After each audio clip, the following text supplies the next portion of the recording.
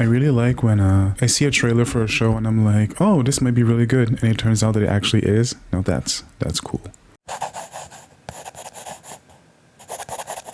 Hi. So I want to talk about Alice in Wonderland, the new Netflix show that came out.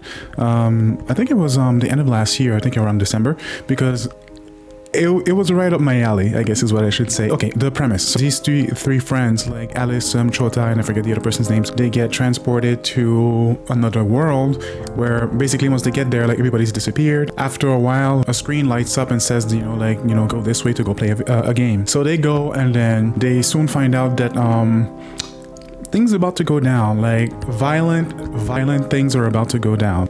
This show was such a good watch, because I think when I saw the trailer on Netflix, I knew that it was interesting, but I didn't look at it much further than that. And then while watching it, I was like, the way this flows, it feels like an anime. And then I found out that it actually is an anime, based on a manga and everything. So that was cool, because it's one of those shows where they clearly respected the source material, because it flows really well. The characters are interesting, the situations are hardcore. I will say this again, this show is it's very violent. People are gonna die. Also, remember that we're in a post Game of Thrones world, just be ready for that. There's really intense violence. I will mention that again. It's kind of you kind of feel bad, because it's that weird thing it kind of happens in zombie movies where people show their true natures when they're put in certain situations, and you see a bit of that here in Alice in Borderland, sorry.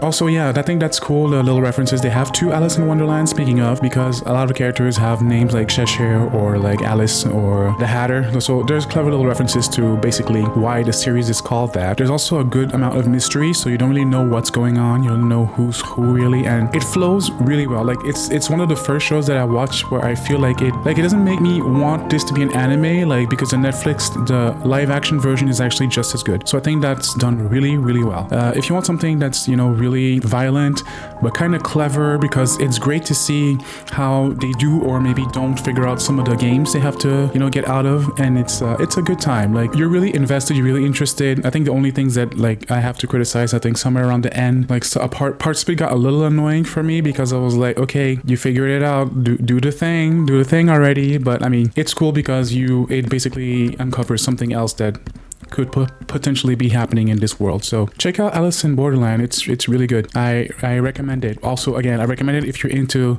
this very mysterious, smart, kind of weird Hunger Games, Battle Royale. There's such a mismatch of things in here that are really cool. I had the idea to possibly put my hand down on this, but it's not the same angle, because hey, my arm is tired, so bye.